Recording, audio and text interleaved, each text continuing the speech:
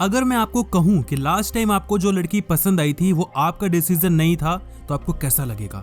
अगर मैं आपको कहूं कि जो आपका फेवरेट सॉन्ग है जिसको आप हाल फिलहाल में बहुत ज्यादा सुन रहे हो वो आपका फेवरेट सॉन्ग नहीं है बल्कि किसी और का है तो आपको कैसा लगेगा।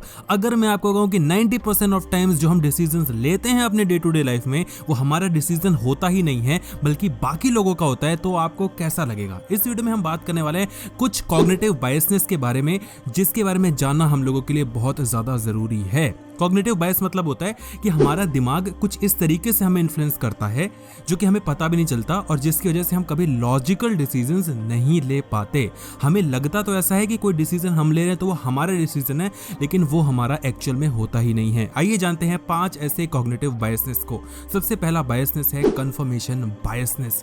ये हमें बताता है कि हम अक्सर वो चीजें देखना और वो चीजें सुनना ज्यादा प्रेफर करते हैं जिसमें हमारा पहले से बिलीफ सिस्टम लगा हुआ होता है, जिसको हम पहले से ही मानते हैं। फॉर एग्जाम्पल अगर आप बीजेपी को सपोर्ट करते हो तो आप वो सारी यूट्यूब चैनल्स देखोगे या वो सारे न्यूज चैनल्स देखोगे जो बीजेपी की तरफदारी करते हैं, और अगर आप कांग्रेस को सपोर्ट करते हो तो आप वो वीडियोस देखोगे, वो चैनल्स देखोगे जो कांग्रेस को सपोर्ट करते हैं। इसी तरीके से अगर आप मानते हो कि लड़कियों को छोटे कपड़े पहनने चाहिए तो आप यूट्यूब पे सर्च करोगे कि लड़कियों को छोटे कपड़े क्यों पहनने चाहिए, और अगर आप मानते हो कि लड़कियों को छोटे कपड़े नहीं पहनने चाहिए तो आप उन लोगों से बात करोगे जो इस फिनोमिना को मानते हैं, इस बिलीफ सिस्टम को मानते हैं, और यूट्यूब और गूगल हर जगह यही सर्च करोगे कि क्यों नहीं पहननी चाहिए। तो ये दिखाता है हमारा कंफर्मेशन बायसनेस, यानी कि जो हम पहले से मान रहे हैं उसी को कंफर्म करने के लिए उसी से रिलेटेड हम डेटा देखना चाहते हैं। दूसरा साइकोलॉजी पॉइंट है दी एंकरिंग इफेक्ट। ये एक ऐसा पॉइंट है ना जिसको आपको समझना बहुत ज्यादा जरूरी है क्योंकि इसी की वजह से हम बहुत ज्यादा ठगे जाते हैं। ये हमें बताता है कि हमारे दिमाग में एक ऐसा पॉइंट बन जाता है जिसकी वजह से हम बाकी पॉइंट्स को कंपेयर करते हैं और हमारे लिए बस वही पॉइंट इंपॉर्टेंट होता है और बाकी पॉइंट्स पे हम कभी नजर डाल ही नहीं पाते और वहीं पर हम धोखा खा जाते हैं। जैसे कि कई बार जब हम कोई कुछ खरीदने जाते हैं, कोई शर्ट खरीदने जाते हैं तो दुकानदार सबसे पहले हमें दिखाता है 2000 की शर्ट। भाई हमारी औकात ही नहीं है, हम लेने वाले 500 रुपए की शर्ट वो हमें 2000 की दिखाता है और हम बोलते हैं अरे ये तो बहुत महंगा है।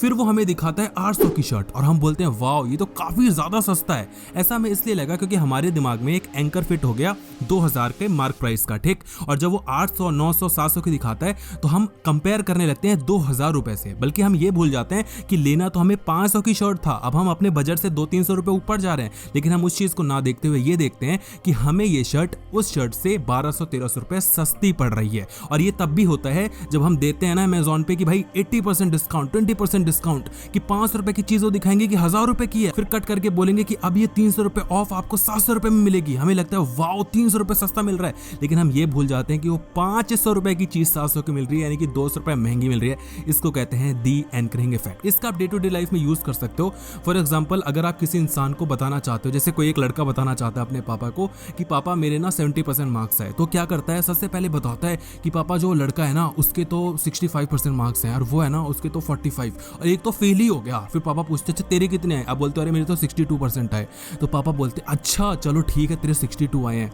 अब मजाक कर रहा हूँ, पापा 2 थप्पड़ मार के भगा देंगे, यहाँ पे साइकोलॉजी मत खेलना। थर्ड बायसनेस है दी नेगेटिविटी बायसनेस। ये हमें बताता है कि हम अक्सर उन चीजों को याद करना ज्यादा प्रेफर करते हैं जो कि नेगेटिव होती हैं और पॉजिटिव चीजों को हम कभी याद रख ही नहीं पाते। इसीलिए अगर मैं आपसे पूछूंगा कि लास्ट टाइम आपकी लड़ाई किससे हुई थी तो आपको बिल्कुल याद आ जाएगा, और अगर मैं आपसे पूछूंगा कि आपने लास्ट टाइम किसकी तारीफ की थी तो आपको याद नहीं आने वाला। अक्सर इसी वजह से हम उन लोगों को ज्यादा मिस करते हैं जो कि हमारे दुश्मन रहते हैं। घर जाके हम उनके बारे में ज्यादा सोचते हैं जिनसे हमारी लड़ाई हुई होती है, बल्कि उनको कम सोचते हैं जो कि हमारे अच्छे दोस्त होते हैं। अक्सर आपने देखा होगा कि लड़कियां शिकायतें करती रहती हैं कि तुम तो मेरे को प्यार ही नहीं करते, लास्ट टाइम तुमने मेरे बर्थडे पे मुझे विश नहीं किया था, जिसको 8 महीने हो चुके हैं, लेकिन वो 2 दिन पहले की बात याद नहीं रख रही कि आपने एक प्यारा सा उसको गिफ्ट ला के दिया था। तो ये दिखाता है दी नेगेटिविटी बायसनेस, यानी कि हमारा दिमाग नेगेटिव ही रहना चाहता है, पॉजिटिव वो कभी सोच ही नहीं पाता। अगला बायसनेस है ईज ऑफ यूज बायसनेस। ये हमें बताता है कि हम अक्सर अभी जो हमें चीज दिख रही होती है हम उसको लेना ज्यादा प्रेफर करते हैं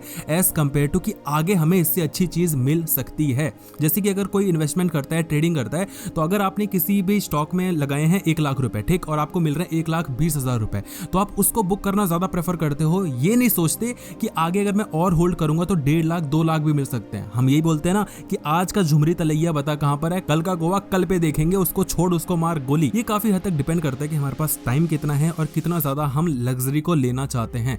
नेक्स्ट साइकोलॉजी पॉइंट है दी गैम्बलर्स फैलेसी। ये हमें बताता है कि अगर कोई इवेंट बार बार हो चुका है तो उसके आने की जो प्रोबेबिलिटी है वो काफी ज्यादा कम हो जाती है, जबकि ऐसा बिल्कुल भी नहीं होता।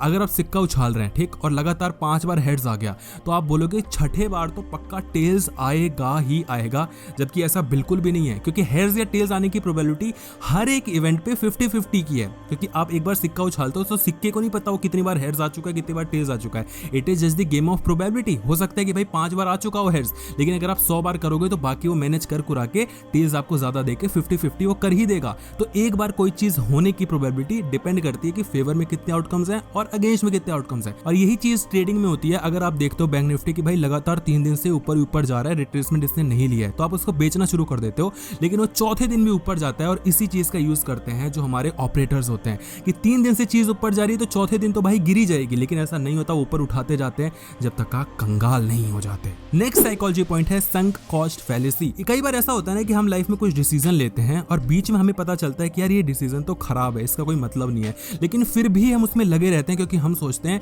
कि जब इतना टाइम लगा ही दिया है तो बाकी और लगा देते हैं, जबकि ये चीज काफी ज्यादा हमारे अगेंस्ट में जाती है। अगर आपने कोई इन्वेस्टमेंट किया हुआ है, ठीक, और आपके पास येस बैंक का शेयर है और भाई स्टॉक है आई मीन, और वो नीचे गिरता गिरता गिरता 70% डाउन हो चुका है। आप बोलते हैं यार 70% जा चुका है ना, छोड़ यार, 1 लाख रुपए लगाए थे, 30,000 रुपए बचे, अबे छोड़, बाकी भी देखी जाएगी। लेकिन आप ये भूल जाते हो कि अगर आप ये अभी 30,000 का जो स्टॉक है, ये शेयर्स हैं, इसको अगर आप HDFC बैंक में लगा दोगे तो आगे बढ़ने के चांसेस हैं। लेकिन हम ये सोचते हैं कि अगर 70% गिरा दिया है ना तो उसको मैं वेस्ट नहीं जाने दूंगा, वो गया है ना, क्या पता वो रिकवर हो जाए। इसी वजह से हम कभी अपने डिसीजन को चेंज कर ही नहीं पाते। आप कोई बुक पढ़ रहे हो, हाँ, आपने 30-40% तक बुक पढ़ी और आपको लगा कि यार ये बुक अच्छी नहीं है, तो आप ये नहीं सोचते कि बाकी का टाइम मैं बचा लेता हूँ। आप ये सोचते हो कि जब यार इतना टाइम लगा ही दिया है तो बाकी कंप्लीट कर ही लेते हैं, जबकि इससे आपका टाइम और वेस्ट हो रहा होता है। लेकिन यही तो है हमारा दिमाग जो हमें नहीं वो करने देता जो हम करना चाहते हैं, जो लॉजिकल होता है। और हम ये सोचते रहते हैं कि जो भी डिसीजन लेते हैं वो हम ही तो लेते हैं, लेकिन ऐसा नहीं होता। वीडियो को लाइक करना और वीडियो को शेयर करना अपने सभी दोस्तों में, सो दैट कि उनकी भी कुछ हेल्प हो पाए और वो भी समझ पाए कि हमारा दिमाग हमको कितना ज्यादा बेवकूफ बना रहा है।